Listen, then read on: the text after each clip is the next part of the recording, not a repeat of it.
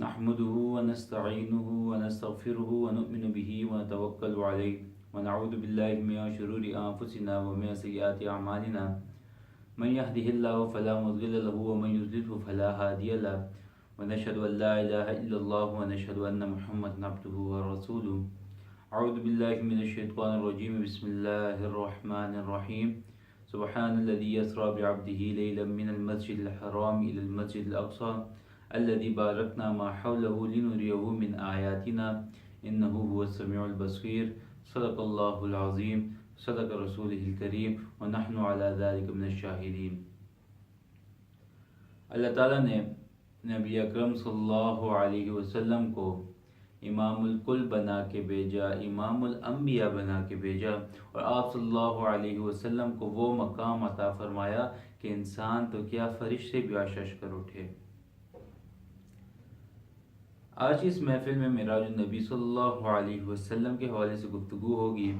اللہ تعالیٰ نے ارشاد فرمایا ہے کہ ان دنوں کو یاد کرو جس سے اللہ کی یاد آئے، وَذَكِّرْهُمْ بِأَيَّامِ اللَّهِ، بیان کرو ان کو اللہ کے ایام کے بارے میں۔ اسلامی سال کو آپ دیکھیں تو اسلامی سال کا جو پہلا مہینہ ہے محرم الحرام، قربانیوں والا مہینہ ہے۔ سیدنا حضرت ابراہیم علیہ السلام کو اسی مہینے کی 10 تاریخ کو آگ میں ڈالا گیا۔ سیدنا حضرت حسین رضی اللہ تعالی عنہ کو اسی مہینے کی 10 تاریخ کو شہید کیا گیا۔ قربانی والا مہینہ ہے۔ اسلامی سال کا آخر دیکھے تو الحجہ، قربانی والا مہینہ ہے۔ حضرت اسماعیل علیہ السلام کو قربانی کے لیے پیش کیا گیا، جسے بعد میں اللہ تعالیٰ نے ایک دمبے کی قربانی سے تبدیل کر دیا۔ اسلامی سال کا نصف دیکھیں، رجب المرجب، جو یہ بھی چل رہا ہے مہینہ، یہ ایسا مہینہ ہے کہ اس مہینے میں اللہ تعالیٰ نے نبی کریم صلی اللہ علیہ وسلم کو معراج نصیب فرمائی۔ اسلامی سال کا نصف اول دیکھ لیں تو ربیع الاول کا مہینہ آتا ہے، جس میں آپ صلی اللہ علیہ وسلم کی پیدائش ہوئی۔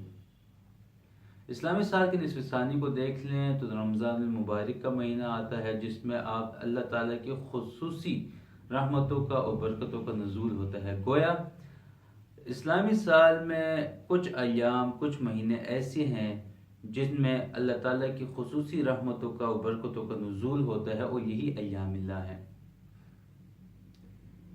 یہ بات اظہر من الشمس ہے کہ رسول اللہ صلی اللہ علیہ وسلم نے 40 سال کی عمر میں نبوت کا دعویٰ کیا، یا آپ یوں کہہ لیں 40 سال کی عمر میں نبوت کا اظہار کیا۔ نبی تو وہ پہلے سے تھے، کنت نبیا وآدم بین الماء والطین، میں اس وقت بھی نبی تھا جب آدم علیہ السلام پانی اور مٹی کے درمیان میں تھے۔ تو نبی تو آپ صلی اللہ علیہ وسلم پہلے سے تھے، لیکن اظہار 40 سال کی عمر میں کیا۔ جب آپ صلی اللہ علیہ وسلم نے نبوت کا اظہار کیا تو قریش مکہ آپ صلی اللہ علیہ وسلم کے خلاف ہو گئے، اور طرح طرح کی جو ہے تکالیف آپ صلی اللہ علیہ وسلم کو دینے لگے۔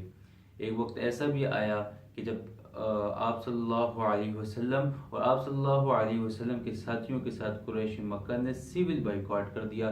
یہ 7 نبوی کا واقعہ ہے، اور ایک معاہدہ لکھ کر خانہ کعبہ میں لٹکا دیا کہ آپ صلی اللہ علیہ وسلم اور ان کے ساتھیوں کے ساتھ کسی قسم کا بھی تعلق نہیں رکھا جائے گا، اور آپ صلی اللہ علیہ وسلم اور ان کے ساتھیوں کو مکہ سے باہر ایک وادی میں قید کر لیا۔ اس وادی کو شعب ابی طالب کہا جاتا ہے۔ شعب ایک وادی کو ہی کہتے ہیں، تو اس وادی کو شعب ابی طالب کہا جاتا ہے۔ آپ صلی اللہ علیہ وسلم نے وہاں پر 3 سال گزارے۔ 10 نبوی کو اللہ تعالیٰ کی طرف سے وحی نازل ہوئی، اور آپ صلی اللہ علیہ وسلم کو یہ بتایا گیا کہ جو معاہدہ قریش مکہ نے خانہ کعبہ میں لٹکایا تھا اس کو دیمک نے چاٹ لیا ہے، صرف اللہ کا نام باقی رہ گیا ہے۔ آپ صلی اللہ علیہ وسلم نے ابو طالب کو یہ بات بتائی، ابو طالب نے قریش مکہ کو یہ بات بتائی۔ قریش مکہ نے جا کر جب دیکھا تو واقعتاً ایسے ہی تھا۔ تب قریش مکہ میں کچھ لوگوں نے یہ بات کہی کہ جو بھی ہے یہ لوگ جو ہیں ہمارے رشتہ دار ہیں، ہمارے بھائی ہیں، ہم ان کے ساتھ مزید سول بائیکاٹ نہیں کرتے ہیں، لہٰذا ان کو واپس مکہ آنے کی اجازت دیجیے۔ لہٰذا ان کا یہ بائیکاٹ ختم ہوا اور آپ صلی اللہ علیہ وسلم اور ان کے ساتھیوں کو واپس مکہ آنے کی اجازت دی گئی۔ کچھ عرصے بعد ابو طالب کا انتقال ہو گیا اور کچھ عرصے کے بعد حضرت خدیجہ الکبریٰ رضی اللہ تعالیٰ عنہ کا بھی انتقال ہو گیا۔ اس طرح قریش مکہ بالکل کھل کر آپ صلی اللہ علیہ وسلم کی مخالفت پہ اتر آئے۔ آپ صلی اللہ علیہ وسلم نے جب یہ دیکھا کہ یہاں کے لوگ میری بات نہیں مانتے ہیں تو آپ صلی اللہ علیہ وسلم نے سوچا کہ کیوں نہ باہر جا کر لوگوں کو اللہ تعالیٰ کے دین کا پیغام پہنچایا جائے، لہٰذا آپ صلی اللہ علیہ وسلم نے طائف کا سفر کیا۔ وہاں پر آپ صلی اللہ علیہ وسلم کی ملاقات 3 بھائیوں سے ہوئی اور آپ صلی اللہ علیہ وسلم نے ان کو اللہ تعالیٰ کے دین کا پیغام بتایا۔ ان 3 بھائیوں میں سے پہلے بھائی نے یہ بات کہی کہ اگر آپ اللہ کے رسول ہیں تو عنقریب خانہ کعبہ کا پردہ چاک ہونے والا ہے۔ دوسرے بھائی نے یہ بات کہی کہ کیا اللہ کو کوئی اور نہیں ملا تھا کہ وہ اس کو نبی بنا کے بھیجتا۔ تیسرے نے یہ بات کہی کہ اگر تو واقعتاً نبی ہے تو تجھ سے بات کرنا خطرے سے خالی نہیں ہے، اور اگر تو جھوٹا ہے تو میں جھوٹے سے بات نہیں کرتا۔ بس آپ صلی اللہ علیہ وسلم انتہائی غمزدہ ہو کر وہاں سے نکل گئے۔ ان لوگوں نے ایسے کیا کہ آپ صلی اللہ علیہ وسلم کے پیچھے کچھ شریر لوگوں کو لگا دیا کہ وہ آپ صلی اللہ علیہ وسلم کو پیچھے سے پتھر مارتے تھے۔ آپ صلی اللہ علیہ وسلم لہو لہان ہو گئے اور آپ صلی اللہ علیہ وسلم کے نالین مبارک خون سے بھر گئے۔ آپ صلی اللہ علیہ وسلم نے ارشاد فرمایا کہ اللہ، کہ تو مجھ سے ناراض ہے، کہ تو مجھ پہ غصہ ہے جو تو نے مجھے ان لوگوں کے حوالے کیا ہوا ہے۔ اسی وقت 2 فرشتے نازل ہوتے ہیں اور آپ صلی اللہ علیہ وسلم کو ارشاد فرماتے ہیں، اب یا آپ ہمیں حکم دیں، ہم ان 2 پہاڑوں کو آپس میں ملا دیں گے اور یہ لوگ ان 2 پہاڑوں کے درمیان میں پس جائیں گے۔ آپ صلی اللہ علیہ وسلم رحمت للعالمین تھے۔ آپ صلی اللہ علیہ وسلم نے ارشاد فرمایا، نہیں، مجھے امید ہے کہ آنے والے وقت میں ان میں سے ہی کچھ لوگ ایسے ہوں گے جو اللہ تعالیٰ کے دین کا نام لینے والے ہوں گے۔ لہذا آپ صلی اللہ علیہ وسلم واپس اپنے گھر میں آئے اور وہ رات آپ صلی اللہ علیہ وسلم نے ام ہانی کے گھر میں بسر کی۔ سونے سے پہلے آپ صلی اللہ علیہ وسلم نے یہ بات کہی کہ کاش میرا کوئی دوست ہوتا، کاش میرا کوئی غمخوار ہوتا کہ میں اس کو اپنے دل کی بات کرتا۔ ٹھیک ہے کہ آپ صلی اللہ علیہ وسلم سو گئے۔ رات کو حضرت جبریل علیہ السلام تشریف لاتے ہیں اور آپ صلی اللہ علیہ وسلم کو فرماتے ہیں کہ ان اللہ یقرئک السلام ویدعوک، کہ بے شک اللہ تعالیٰ آپ پر سلام کہتے ہیں اور آپ کو بلاتے ہیں۔ آپ صلی اللہ علیہ وسلم اس ان کو بہت خوش ہوتے ہیں اور آپ صلی اللہ علیہ وسلم سلام کا جواب دیتے ہیں۔ حضرت جبریل علیہ السلام دوبارہ ارشاد فرماتے ہیں، ان اللہ یشتاق الیک، کہ اللہ تعالیٰ آپ سے ملنے کے لیے بہت مشتاق ہیں، بہت اشتیاق رکھتے ہیں۔ آپ صلی اللہ علیہ وسلم تیار ہو جاتے ہیں۔ حضرت جبریل علیہ السلام اس وقت آپ صلی اللہ علیہ وسلم کا دل مبارک نکالتے ہیں اور ان کو اللہ کی رحمتوں سے بھر دیتے ہیں، اور پھر اس کے بعد آپ صلی اللہ علیہ وسلم کو ایک سواری پیش کی جاتی ہے، براق جسے کہا جاتا ہے۔ حدیث میں اس کا نام براق آیا ہے۔ براق برق سے ہے، بجلی کے معنی میں آتا ہے، یعنی کہ وہ جانور جو بجلی کسی تیزی سے چلتا ہو۔ لہذا آپ صلی اللہ علیہ وسلم براق میں سوار ہوتے ہیں اور وہاں سے بیت المقدس تشریف لے جاتے ہیں، وہاں پر نماز پڑھتے ہیں، پھر کوہ طور تشریف لے جاتے ہیں، پھر وہاں سے مسجد اقصی تشریف لے جاتے ہیں۔ سبحان الذي اسرى بعبده ليلا من المسجد الحرام الى المسجد الاقصى الذي باركنا ما حوله لنريه من آياتنا انه هو السميع البصير۔ پاک ہے وہ ذات جو اپنے بندے کو رات کے وقت مسجد حرام سے مسجد اقصی لے گیا تاکہ وہ اپنے بندے کو اپنی آیتیں دکھائے۔ آپ صلی اللہ علیہ وسلم جب مسجد اقصی پہنچتے ہیں تو کیا دیکھتے ہیں کہ تمام انبیاء، تمام پیغمبر سب باندھے کھڑے ہیں۔ حضرت جبریل علیہ السلام ارشاد فرماتے ہیں کہ اے اللہ کے رسول، مقتدی تو کھڑے ہیں، آپ آگے ہو کر نماز پڑھا لیجئے۔ آپ صلی اللہ علیہ وسلم آگے ہو کر نماز پڑھا لیتے ہیں، یوں اللہ تعالیٰ آپ صلی اللہ علیہ وسلم کو امام الانبیاء بنا دیتے ہیں۔ اس کے بعد آپ صلی اللہ علیہ وسلم کو ایک دوسری سواری پیش کی جاتی ہے۔ حدیث میں اس کے الفاظ ہیں رف رف۔ رف رف کا معنی ہے ایک ایسی سواری جو اونچائی کی طرف لے جائے۔ تو آپ صلی اللہ علیہ وسلم مسجد حرام سے مسجد اقصی تک براق میں تشریف لے گئے، اور پھر مسجد اقصی سے آسمانوں کی طرف رف رف میں تشریف لے گئے۔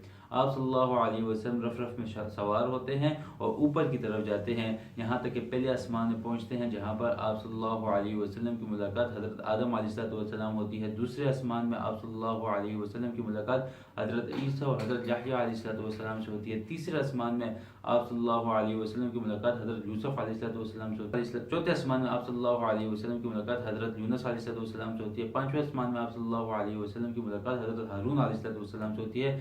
چھٹے آسمان میں آپ صلی اللہ علیہ وسلم کی ملاقات حضرت موسیٰ علیہ السلام سے ہوتی ہے، اور ساتویں آسمان میں آپ صلی اللہ علیہ وسلم کی ملاقات حضرت ابراہیم علیہ السلام سے ہوتی ہے، اور اس کے بعد آپ صلی اللہ علیہ وسلم بیت المعمور کا دیدار کرتے ہیں۔ بیت المعمور وہ جگہ ہے جہاں پر روزانہ 70,000 فرشتے طواف کرتے ہیں، اور ایک مرتبہ ایک فرشتے وہاں طواف کر لیتے ہیں تو عمر بھر اس کی دوبارہ بھاری نہیں آتی ہے۔ اس کے بعد آپ صلی اللہ علیہ وسلم جنت کے بھی نظارے کرتے ہیں، جہنم کے بھی نظارے کرتے ہیں۔ آپ صلی اللہ علیہ وسلم کچھ لوگوں کے پاس سے گزرتے ہیں، دیکھتے ہیں کہ وہ لوگ جو ہے کھیتی بوتے ہیں، جیسی وہ بوتے ہیں اسی وقت اگ جاتی ہے، اور پھر وہ لوگ اس کھیتی کو کاٹتے ہیں، وہ دوبارہ اگ جاتی ہے۔ آپ صلی اللہ علیہ وسلم جبریل علیہ السلام سے ارشاد فرماتے ہیں کہ اے جبریل علیہ السلام، یہ کون لوگ ہیں؟ حضرت جبریل علیہ السلام ارشاد فرماتے ہیں اللہ کے رسول، یہ اللہ کے نیک بندے ہیں، دنیا میں ان کو برکتوں کی شکل میں ان کو جو ہے ان کو اس سے اس کا نیکی کا صلہ ملا ہے، اور آخرت میں ان کے لیے بڑا اجر ہے۔ پھر اس کے بعد آپ صلی اللہ علیہ وسلم یہاں پر جو ہے ایک قدموں کی آواز سنتے ہیں۔ حضرت محمد صلی اللہ علیہ وسلم ارشاد فرماتے ہیں کہ اے جبریل علیہ السلام، یہ کسی قدموں کی آواز ہے؟ حضرت جبریل علیہ السلام ارشاد فرماتے ہیں کہ اے اللہ کے رسول، یہ آپ کے غلام بلال رضی اللہ تعالیٰ عنہ کے قدموں کی آواز ہے۔ یہ اللہ تعالیٰ کے نزدیک اتنے مقرب بندے ہیں کہ جب وہ زمین میں پھرتے ہیں تو ان کے قدموں کی آواز جو ہے یہاں تک سنائی جاتی تھی۔ اس کے بعد آپ صلی اللہ علیہ وسلم آگے تشریف لے جاتے ہیں، اور وہاں پر کچھ لوگوں کو دیکھتے ہیں کہ بھئی ان کے ہونٹ کافی بڑے بڑے ہوتے ہیں، اور فرشتے ان کے ہونٹوں کو کینچی سے کاٹ رہے ہوتے ہیں۔ حضرت محمد مصطفیٰ صلی اللہ علیہ وسلم ارشاد فرماتے ہیں اے جبریل علیہ السلام، یہ کون لوگ ہیں؟ حضرت جبریل علیہ السلام ارشاد فرماتے ہیں اللہ کے رسول، یہ وہ لوگ ہیں جو دنیا میں فتنہ پھیلاتے تھے، یہاں کی بات اٹھا کر وہاں لگا دی، وہاں کی بات اٹھا کر یہاں لگا دی، آخرت میں ان کی یہ سزا ہے، جہنم میں ان کا یہ ٹھکانہ ہے۔ اس کے بعد آپ صلی اللہ علیہ وسلم آگے تشریف لے جاتے ہیں۔ آگے کیا دیکھتے ہیں؟ کچھ لوگ ہیں، ان کے جسم تو انسانوں کی طرح ہیں، لیکن جو سر ہے یہ سور کی طرح ہے۔ آپ صلی اللہ علیہ وسلم ارشاد فرماتے ہیں اے جبریل علیہ السلام، یہ کون لوگ ہیں؟ حضرت جبریل علیہ السلام ارشاد فرماتے ہیں اللہ کے رسول، یہ وہ لوگ ہیں جو دنیا میں جھوٹی گواہی دیتے تھے، باوجود یہ کہ ان کو پتہ بھی ہوتا تھا، آخرت میں ان کی یہ سزا ہے، جہنم میں ان کے لیے یہ صلہ ہے۔ اس کے بعد آپ صلی اللہ علیہ وسلم آگے تشریف لے جاتے ہیں۔ کیا دیکھتے ہیں؟ کچھ عورتیں چیخ رہی ہیں، چلا رہی ہیں، کافی تکلیف میں ہیں۔ آپ صلی اللہ علیہ وسلم ارشاد فرماتے ہیں اے جبریل علیہ السلام، یہ کون لوگ ہیں؟ یہ کون عورتیں ہیں؟ حضرت جبریل علیہ السلام ارشاد فرماتے ہیں اے اللہ کے رسول، یہ وہ عورتیں ہیں جو اپنے خاوندوں کی نافرمانی کرتی تھی، ان سے تلخ کلامی سے بات کرتی تھی، لہٰذا ان کی سزا یہ ہے۔ اس کے بعد آپ صلی اللہ علیہ وسلم آگے تشریف لے جاتے ہیں۔ کچھ لوگوں کو دیکھتے ہیں کہ وہ اپنا گوشت کھا رہے ہوتے ہیں۔ آپ صلی اللہ علیہ وسلم ارشاد فرماتے ہیں اے جبریل علیہ السلام، یہ کون لوگ ہیں؟ حضرت جبریل علیہ السلام ارشاد فرماتے ہیں اللہ کے رسول، یہ وہ لوگ ہیں جو دنیا میں غیبت کرتے تھے، لہٰذا ان کی سزا یہ ہے۔ اس کے بعد آپ صلی اللہ علیہ وسلم مزید اوپر تشریف لے جاتے ہیں، وہاں پر سدرۃ المنتہا کا دیدار کرتے ہیں۔ سدرۃ المنتہا یہ ایک درخت ہے جس کی جڑیں جو ہیں چھٹے آسمان میں ہیں، اور اس کی شاخیں ساتویں آسمان سے اوپر نکلی ہوئی ہیں، اور سدرۃ المنتہا یہ ایک سنگم کا کام دیتا ہے، سنگم کی طرح ہے، اوپر سے ایک حکم آتا ہے، یہاں پر آ کر ٹھہر جاتا ہے، اور پھر نیچے ایک دوسری کیفیت سے جاتا ہے، نیچے سے کوئی حکم آتا ہے وہ یہاں آ کر ٹھہر جاتا ہے، پھر اوپر ایک دوسری کیفیت سے جاتا ہے۔ تو ایک سنگم کا کام دیتا ہے، اور یہاں پر فرشتے ہوتے ہیں، اللہ تعالیٰ کی تسبیح بیان کرتے ہیں۔ خیر، آپ صلی اللہ علیہ وسلم نے سدرۃ المنتہا کا نظارہ کیا، اور یہیں پہ آپ صلی اللہ علیہ وسلم نے حضرت جبریل علیہ السلام کو دوسری مرتبہ ان کی اصلی حالت میں دیکھا، وَلَقَدْ رَآهُ نَزْلَةً أُخْرَى، اور تحقیق آپ صلی اللہ علیہ وسلم نے حضرت جبریل علیہ السلام کو دوسری مرتبہ نیچے اترتے ہوئے دیکھا ان کی اصلی حالت میں، ٹھیک ہے۔ اس کے بعد آپ صلی اللہ علیہ وسلم مزید اوپر تشریف لے جاتے ہیں۔ ایک مقام ایسا آتا ہے کہ حضرت جبریل علیہ السلام آپ صلی اللہ علیہ وسلم کو ارشاد فرماتے ہیں کہ بھائی مطلب میں یہاں تک آپ کے ساتھ آ سکتا تھا، اس سے اوپر میں نہیں جا سکتا، اس سے اوپر میں اگر گیا تو میرے پر جل جائیں گے، لہٰذا میں اس سے اوپر نہیں جا سکتا، اس کے اوپر آپ نے اکیلے سفر کرنا ہے۔ لہٰذا آپ صلی اللہ علیہ وسلم اوپر تشریف لے جاتے ہیں، اللہ تعالیٰ سے ملاقات کرتے ہیں۔ جب اللہ تعالیٰ سے ملاقات کرتے ہیں تو آپ صلی اللہ علیہ وسلم ارشاد فرماتے ہیں التحیات للہ، میری تمام زبانی عبادتیں اللہ تعالیٰ کے لیے ہیں، والصلوات، میری تمام بدنی عبادتیں اللہ تعالیٰ کے لیے ہیں، والطیبات، میری تمام مالی عبادتیں اللہ تعالیٰ کے لیے ہیں۔ جب اللہ تعالیٰ یہ سنتے ہیں تو اللہ تعالیٰ بھی 3 کلمات ارشاد فرماتے ہیں، السلام علیکہ ایھا النبی، سلامتی ہو اے نبی تم پر، ورحمۃ اللہ، اور اللہ کی رحمت ہو، وبرکاتہ، اور اللہ کی برکت ہو۔ جب آپ صلی اللہ علیہ وسلم رحمتوں کا، برکتوں کا اور سلامتی کا ذکر سنتے ہیں تو ہم گناہگار ہم ان کو یاد آ جاتے ہیں، امت اپنی ان کو یاد آ جاتی ہے۔ اس وقت بھی آپ صلی اللہ علیہ وسلم کو اپنی امت کا غم ہوتا ہے، اور آپ صلی اللہ علیہ وسلم جلدی سے ارشاد فرماتے ہیں السلام علینا وعلی عباد اللہ الصالحین، کہ ہم پر بھی سلامتی ہو اور اللہ تعالیٰ کے نیک بندوں پر بھی سلامتی ہو۔ جب فرشتے یہ دیکھتے ہیں تو بے اختیار بول اٹھتے ہیں اشہد ان لا الہ الا اللہ اشہد ان محمد عبدہ ورسولہ۔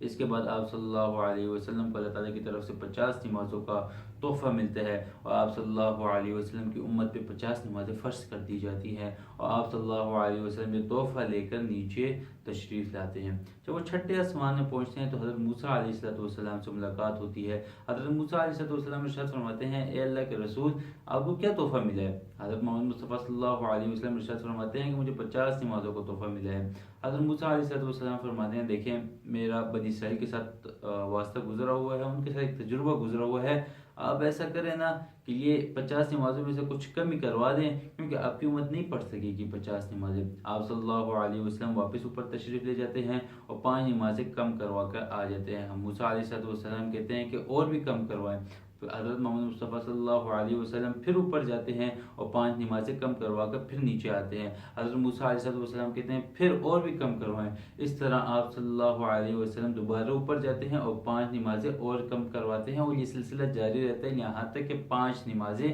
باقی رہ جاتی ہیں۔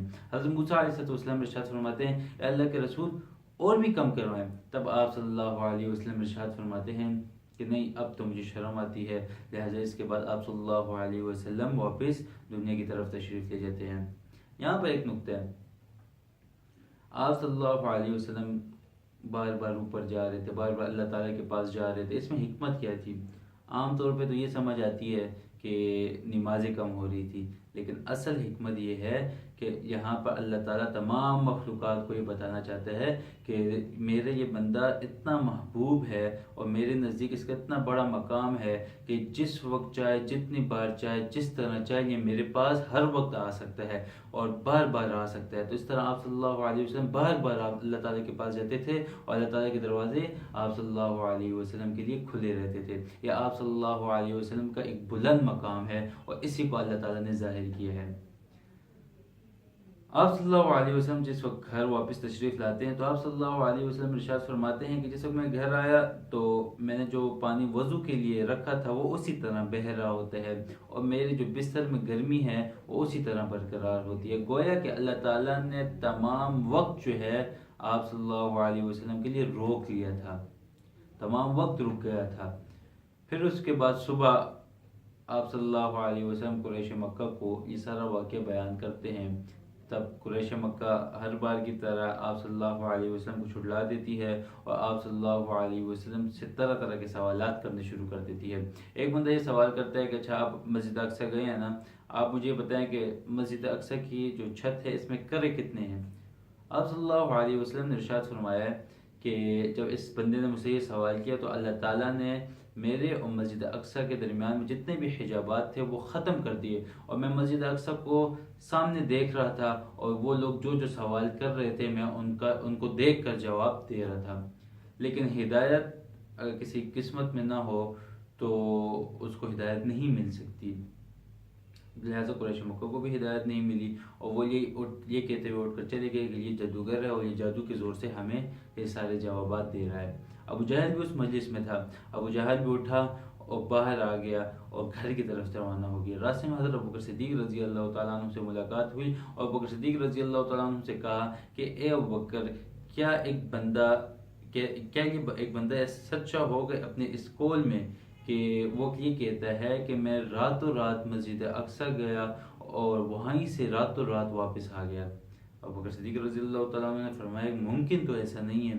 تو ابو جہل نے کہا کہ آپ کے جو ساتھی ہیں محمد صلی اللہ علیہ وسلم یہ اس طرح ارشاد فرماتے ہیں۔ تو ابوبکر صدیق رضی اللہ تعالیٰ عنہ ارشاد فرماتے ہیں اگر وہ کہتے ہیں تو میں اس کی 100% گواہی دیتا ہوں کہ وہ بالکل ٹھیک کہتے ہیں۔ یوں حضرت ابوبکر صدیق رضی اللہ تعالیٰ عنہ کو صدیق کا لقب دیا گیا، یعنی کہ آپ صلی اللہ علیہ وسلم نے دعویٰ کیا، ابوبکر صدیق رضی اللہ تعالیٰ عنہ نے بغیر دلیل کے اس کی تصدیق کی۔ تو یہ تھا معراج النبی کا واقعہ۔ آج کے اتنا کافی ہے۔ وآخر الدعوانا الحمدللہ رب العالمین۔ اللہ اللہ اللہ اللہ